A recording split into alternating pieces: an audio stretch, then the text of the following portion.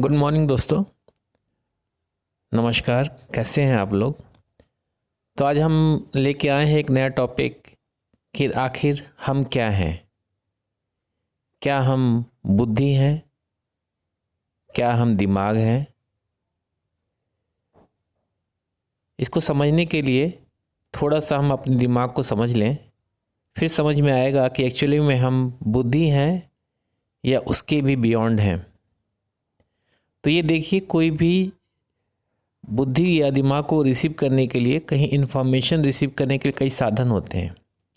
हमारे पास 5 सेंसेस हैं, जैसे आँख है हमारी देखने के लिए, नाक है सूंघने के लिए, कान है सुनने के लिए, कोई मधुर संगीत लगता है, कोई कर्कश लगता है।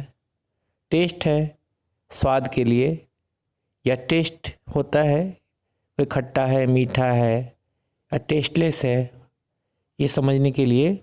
और टच है, कोई चीज़ कड़ी है, कोई मुलायम है, कोई गर्म है, कोई ठंडा है।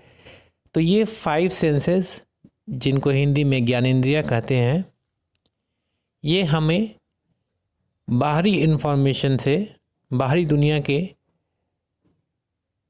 सेंसेशन से कनेक्ट करती है हमारे दिमाग को। ये इन्फॉर्मेशन ब्रेन इनके थ्रू कलेक्ट करता है। क्या सिर्फ 5 ज्ञानेंद्रियाँ ही हैं, 5 सेंसेस ही हैं, या इसके अलावा और भी सेंसेस हैं जो हमारे ह्यूमन बॉडी में एक्टिवेटेड नहीं है, या एक्टिवेटेड हैं हमें पता नहीं है।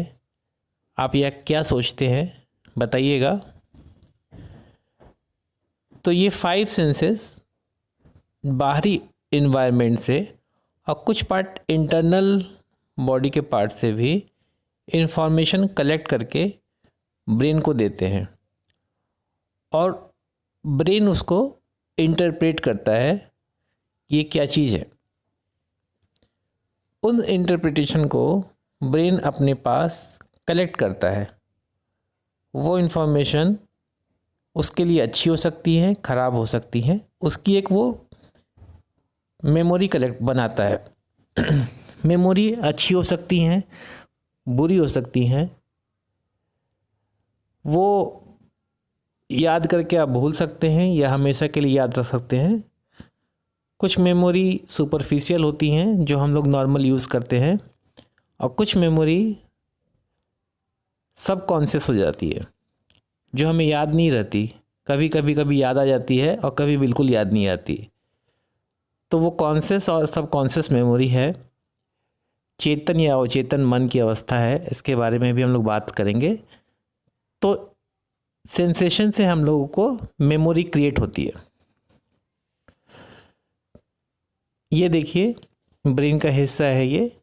बीच में ये ब्लू कलर का, आसमानी कलर का हिस्सा देख रहे हैं आप, वो हिप्पोकैम्पस है। Hippocampus is the majority of memory. अब मेमोरी बनने से हम लोगों को समझ में आता है कि ये कैसे हमने इस चीज़ को हैंडल किया था। ट्रिक सीख जाते हैं, आइडिया आ जाता है हमारे दिमाग में। उससे हम लोगों का इंटेलिजेंस क्रिएट होता है, बुद्धिमत्ता, कि कोई सिचुएशन या कोई चीज़ हमारे लिए डेंजरस है या सही है, उसके लिए एक इंटेलिजेंस या बुद्धि क्रिएट हो जाती है। ये इंटेलिजेंस हमारे दिमाग के अगले हिस्से में, इसको प्री फ्रंटल कॉर्टेक्स कहते हैं। ये देखिए, ग्रीन कलर का जो पार्ट देख रहे हैं दिमाग के फ्रंट हिस्से में, ये प्री फ्रंटल कॉर्टेक्स है। जिसका जितना ज़्यादा प्री फ्रंटल कॉर्टेक्स होगा वो इतना ज़्यादा बुद्धिमान होगा। कई साइंटिस्ट का बहुत ज़्यादा ये प्री फ्रंटल कॉर्टेक्स होता है।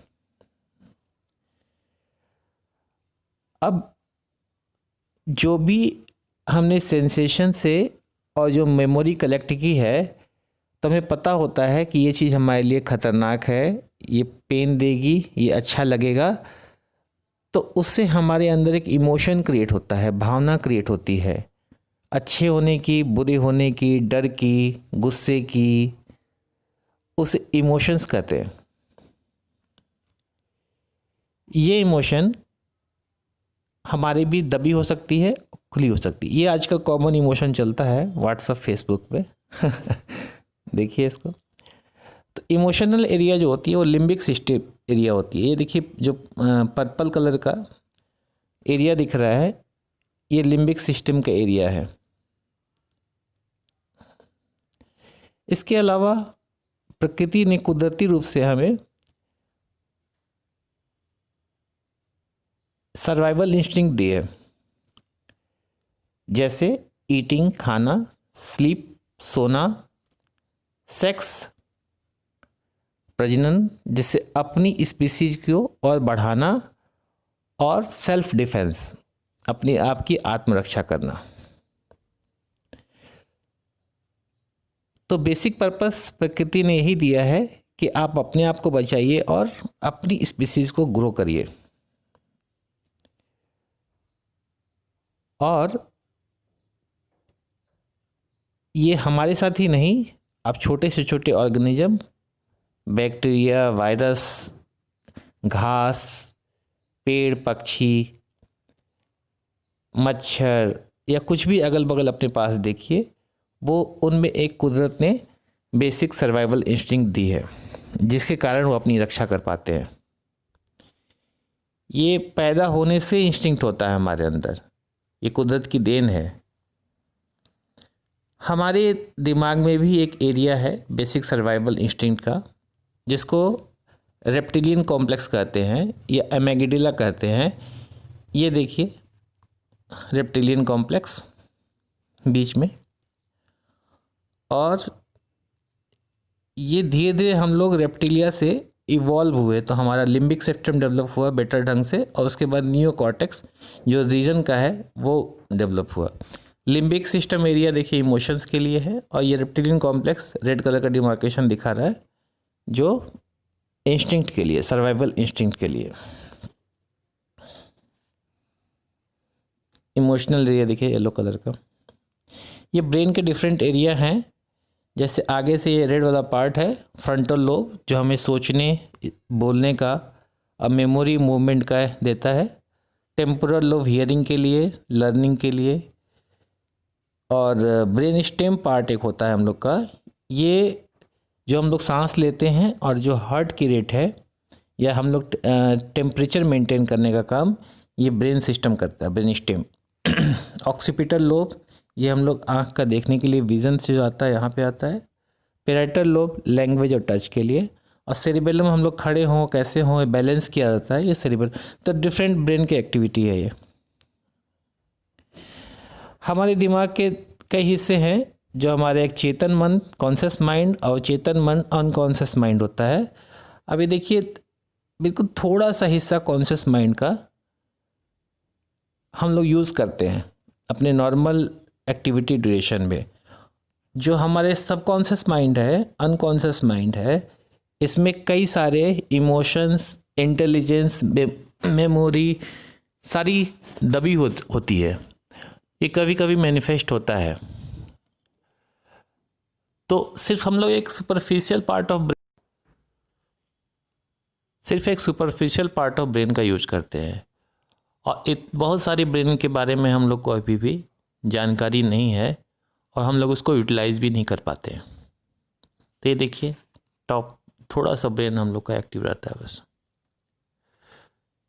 तो क्या समझे हम लोग हमारे दिमाग के, हम लोगों ने बात किया कैसे 5 सेंसेस से हम लोग इन्फॉर्मेशन गेन करते हैं, उससे मेमोरी क्रिएट होती है, short term memory, long term memory और सेंसेशन से फिर एक हम इमोशंस क्रिएट होता है, भय हो, गुस्सा हो, लालच हो, ये इमोशंस क्रिएट होते हैं। इमोशंस क्रिएट होने के बाद हमारे पास कुदरत ने 4 सर्वाइवल इंस्टिंक्ट दिए हैं, नींद, खाना, प्रजनन और सेल्फ डिफेंस। तो क्या जो भी हम इंफॉर्मेशन सेंसेस से गेन करते हैं उसमें इंटेलिजेंस और मेमोरी और इंस्टिंक्ट को मिला के एक थॉट क्रिएट होता है, जैसे हमने कोई गुलाब देखा या कोई भी XYZ चीज़ देखा, अगर उसकी मेमोरी है तो उसको हम सोच पाते हैं, जिनकी मेमोरी नहीं हम लोग भी नहीं सोच पाते हैं। तो क्या हम लोग सिर्फ एक कंप्यूटर की तरह एनालाइजर दिमाग यूज़ कर रहा है कुछ इमोशंस और इंस्टिंक्ट को लेके? क्या हमारे जो विचार हैं, सोच है, वो एक हैं सबके साथ, या सबके विचार अलग अलग है? आखिर सबके विचार अलग अलग हैं तो ऐसा क्यों हो रहा है कि हमारे विचार, आपके विचार अलग अलग हैं? इसको अगले वीडियो में समझने की कोशिश करेंगे कि ये विचार कैसे आ रहा है और क्या हम लोग विचारों का एक समूह हैं। अगले वीडियो में फिर मिलेंगे। धन्यवाद।